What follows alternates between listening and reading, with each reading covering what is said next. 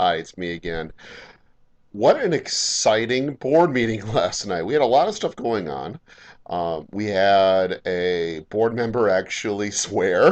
That was exciting. We had people giving high fives, yelling and screaming in joy and happiness, all for people to say, wait.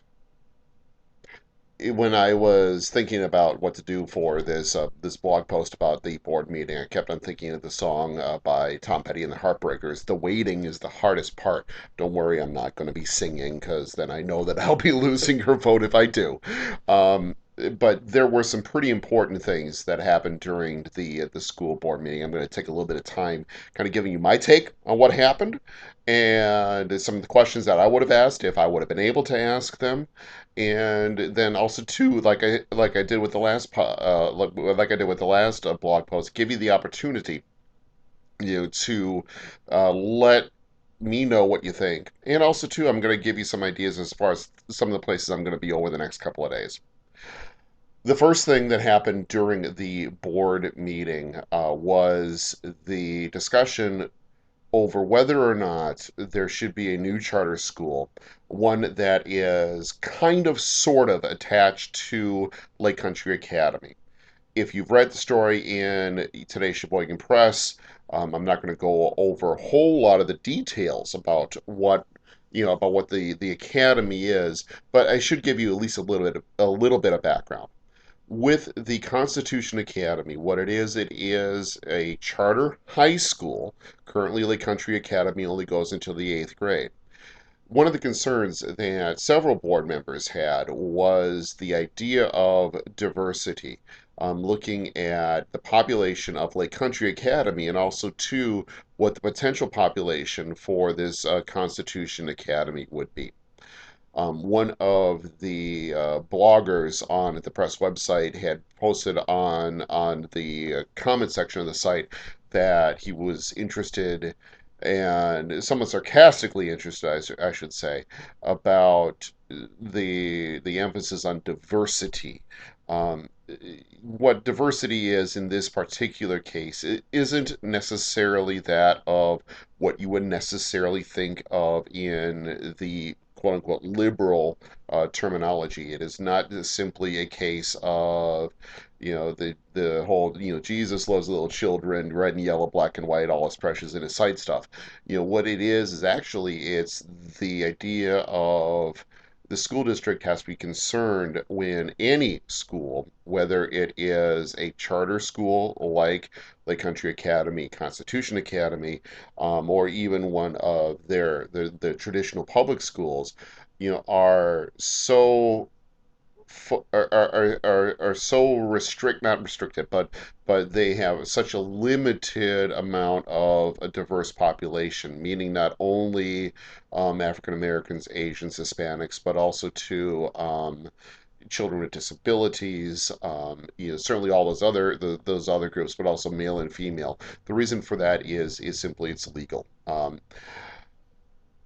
It is, while I personally believe that having a diverse in the quote unquote liberal purview is important, because every kid, every culture brings their own experiences which can really help educate everyone and expand everyone's knowledge. The idea of diversity in this case is to make sure that the school district does not get into a situation where a school is segregated. That is an issue. Even in today, you would not necessarily think so because you don't hear a whole lot about segregation lawsuits or forcing people to desegregate, much like what happened in Milwaukee in the 70s and 80s, and before that in the South and also in places like Boston. But it is something that is a concern. And while no school should be required to have the exact same percentages of blacks, Asians, American Indians, men, women, as the school district as a whole, there does need to be an honest attempt made to include those populations. The other concern that I had when I was listening to the presentation of Administrator Kep, and she and I are trying to work out schedules so I can actually meet with her and I can express these concerns directly, is one thing that she had mentioned. It was no one had really focused on it during the board meeting, but one thing that caught my attention was that she had said that if you've got a child with a grade point average of a C minus or less, they would not be allowed in the Constitution Academy. One of the issues with the charter schools that is part of it's basically part of state law is that you have to be able to work with everyone in the school district, regardless of what their disabilities are or what their background is, or even their grade point average. If a kid wants to go to a charter school that is sponsored by a public entity, as all Wisconsin charter schools are, you have to allow them all in. And the only thing that I can think of that would restrict it would be the actual space. How many slots do you have? But you can't restrict them simply because they've got a bad grade point average. At least that's my interpretation of the law. That's something that does concern me quite a bit. What happens if you get a kid who doesn't make the grade, literally? And is this something that like Country Academy is going to be working on to get these kids focused on doing better, or are they going to say, I'm sorry, we can't take you anymore, we're going to have to send you over to the public school or to the non-charter school, and then essentially leaving North or South or one of the other charter schools to pick up the pieces that Constitution Academy weren't able to put together for whatever reason. That's a concern that I really have, and one that I anticipate asking Administrator Kep when I have the chance to meet with her, hopefully within the next few weeks. The other issue, or there are two other issues. The second issue that came up during the board meeting was that of the lunch ladies, if you will, the food service. This is something that made the front page of the press today. It is a something that I had talked about during the last time you and I had a chance to chat. And what the board did was they decided to rescind what they had approved just 2 weeks ago. They have decided to pull back, and instead of letting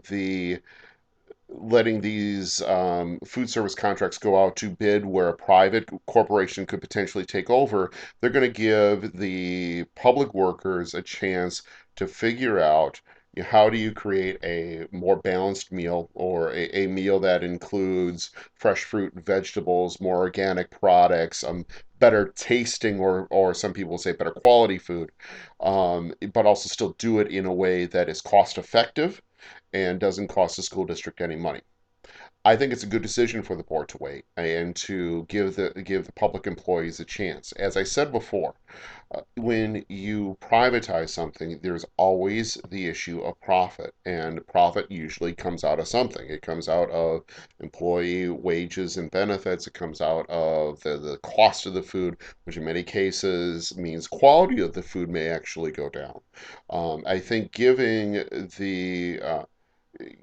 the food service people a chance to come up with ideas on their own, to come up with plans to increase participation in the hot lunch program. Increasing participation would also to increase funds, which would then be possibly used to offset some of the other budget cuts that we may be facing over the next few years.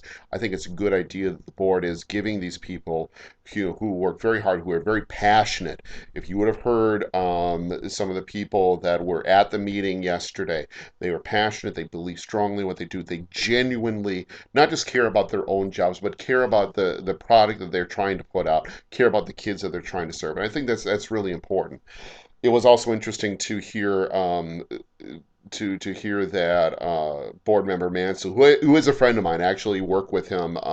He works at the sheriff's department. He's also our fraud detective for economic support, which is where I work at. Hearing him drop the D word, and hearing that everyone just burst out. It was interesting to hear. This is a very passionate issue, one that I'll be honest, the school board I don't think was quite prepared for. And I hope that that passion that the employees had can now be used to put together something which is cost effective, not only for the school district, but also too for the kids, and also provide something that's a little bit more healthy for the kids as well. The third and final thing is one that was not really talked about a whole lot in the press today, and I think it's because it hasn't quite come to fruition.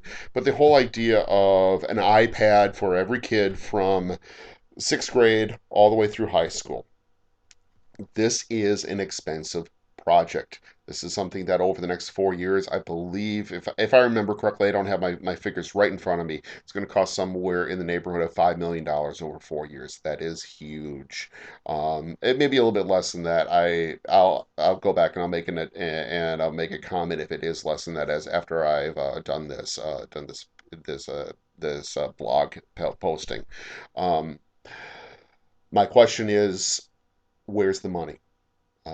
We are looking at, and we'll find out more at the next two board meetings, which are going to take place on Valentine's Day and on the 28th of February. The tentative budget figures, we're looking at it between a 2.2 and $2.6 million deficit for the next school year, and possibly even more for the 2013-2014 school year. That's huge. I am not saying that we should not have iPads. When I was on the middle school study committee and also on the curriculum committee, that's something that I strongly advocated for, because I think with the increasing use of technology, not only in the school district but also more importantly here at home. I mean, look at me. Here I am. I'm doing a webcast instead of typing out a newsletter to send out to you, and that's something that I think kids are using technology more. It's going to help engage them more in the learning process. It's also something that they can take home and they can surf on their own as they're playing with their iPad. They can actually use the apps that have been given to them by the school district to learn a little something while they are playing. Um, but the question is again is where's the money going to come from? And $5 million is a lot of money. Even if it's spread out over 4 years, that's a ton of money for a school district that says that they don't have a whole lot of money to begin with. That is something that I am very concerned about, and I look forward to hearing some of the proposals of the Finance Committee as they go through the budget process and they decide how do you try to incorporate the use of technology, which can be very expensive, into a school budget which is very tight, a school budget which we're not able to raise a whole lot of revenues because of the constrictions that Governor Walker has placed on us through Act 10 and also through the last biennial state budget. That's all that happened during the school board meeting. Let's talk a little bit about what I'm going to be doing these next couple of weeks. My schedule is, if you've noticed on my website, that I do have a schedule up. For the next couple of weeks, I am going to be hitting the schools. My first event is actually going to be tomorrow, which is Thursday. That is going to be at Pigeon River School. It's basically just a chance for me to go and listen. As I promised, I'm going to make every attempt to go to every single school and have a listening session. I don't plan on doing a whole lot of speaking there. That's something that the principal there has asked that I not do, and I'm okay with it. For me, the idea is to listen to get people to know me, and that's great. If you go to the website, check out the calendar. If you want to meet me in person, those are some great places to meet with me. I also do intend on being at every board meeting and every committee, the whole meeting that I possibly can between now and election day. The only thing that would stop me from doing that would be my own schooling. My schooling at UW-Oshkosh starts next week, and it is going to be a bear trying to get all this stuff together. But I'm going to make every effort to attend these board meetings because it is important. Um, I would encourage you that if you've got questions, comments, concerns, go to the comment section of the blog. Send me an email directly. My email address is bergforschoolboard@att.net. Um, let's continue this conversation. I really look forward to hearing from you, and I will talk to you again after the next meeting. Thanks.